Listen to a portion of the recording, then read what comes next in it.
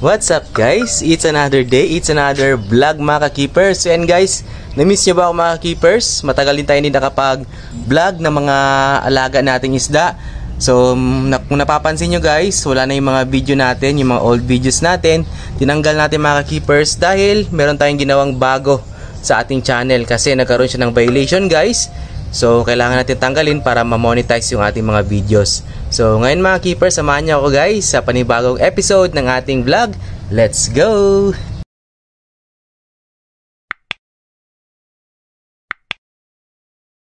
So ayan guys, welcome to my mini barracks. So hindi pa talaga itong main barracks natin kasi yung barracks natin sa kabila, mga betta fish. So dito guys, nagbe-breed tayo ng mga mollies and guppies. Kaya samahan niyo ako mga keepers, i-tour ko kayo guys sa ating mini barracks at ipakita yung mga strain ng ating mga mollies at guppies. Let's go guys. So ito mga ka-keepers, hindi pa rin nawala sa atin yung mga betta fish. Ito yung mga female betta guys. Ayan o. Yan pa rin mga keepers. Yan talaga itong ano natin, panghanap buhay natin guys. Betta. Number 1 pa rin yan mga ka-keepers. So sa mga bago pa lang sa channel natin guys, marami na tayong mga videos na upload. Siguro mga 700, 800 plus videos na. So yung mga nakakilala sa akin, alam nila yan.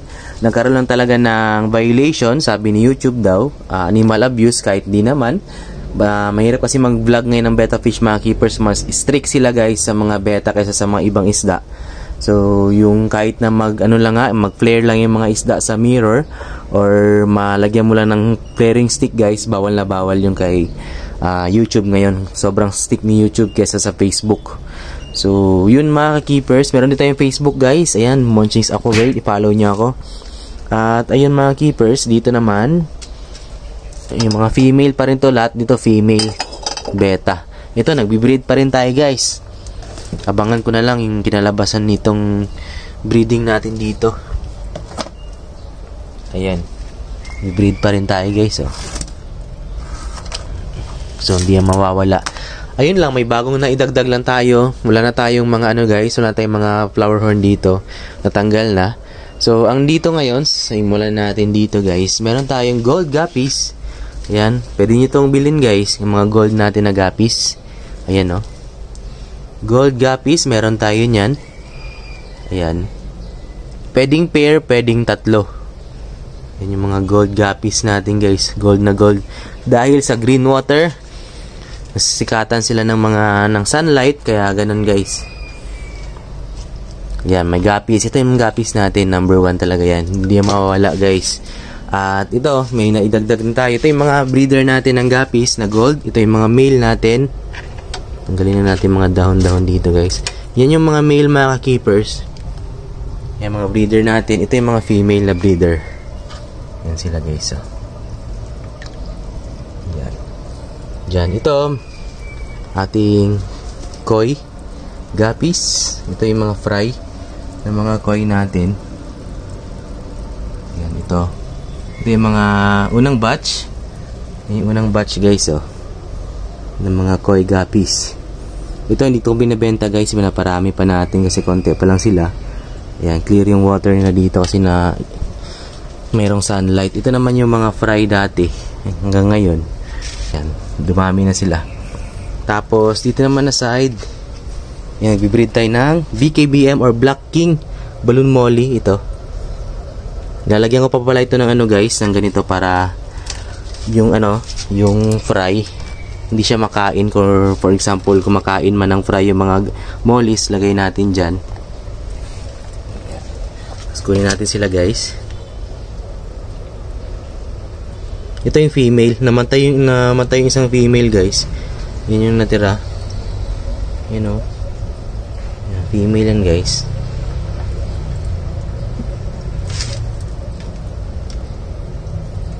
Female yan. Ito yung male. So, madali lang mapansin ang male at female guys.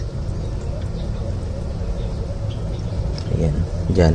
So, kung manganak sila mga keepers, diretso na manganak yung female, diretso sa ilalim yung mga fry. Lagyan lang natin ng mga harang. Ito naman ay tinatawag nila ng lemon ninja. So, itong lemon ninja guys, ito, naparami din natin. Ganda rin ito guys, oh. Soon guys, makakuha kayo nito pag dumami na sila. Ito hindi pa to nanganak. Ito pala yung nanganak sa dalawa guys. Itong golden blue tail. Ayan, color blue ang buntot. Golden blue tail at saka Yamabuki. Ito pa lang yung nanganak. So mamaya papakita nating fry. Tapos ito naman guys ito yung parang copper na molly guys. Oh, tingnan nyo. Ayan, copper na molly. Ito yun.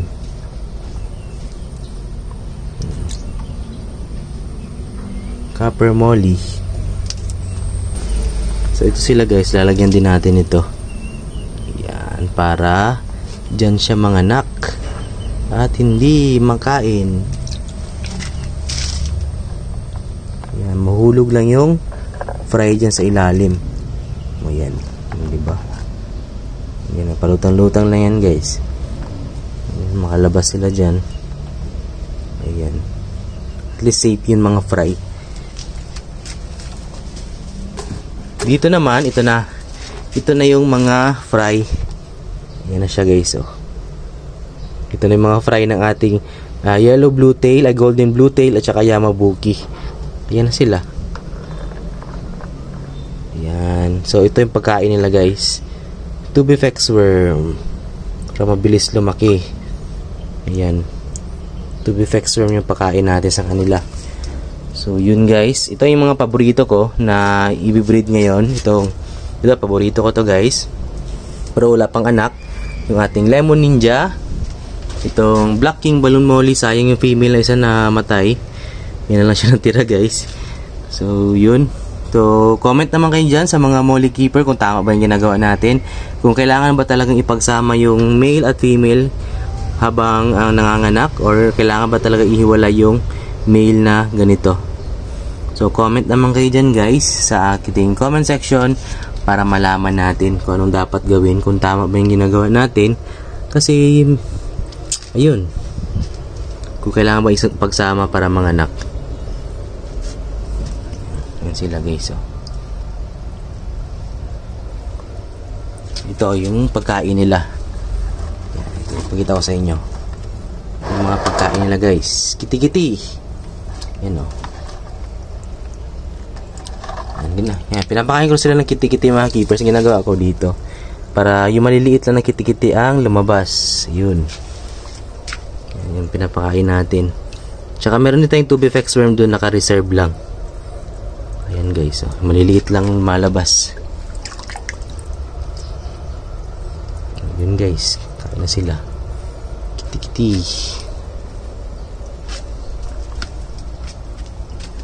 So kailangan busog. Ito rin.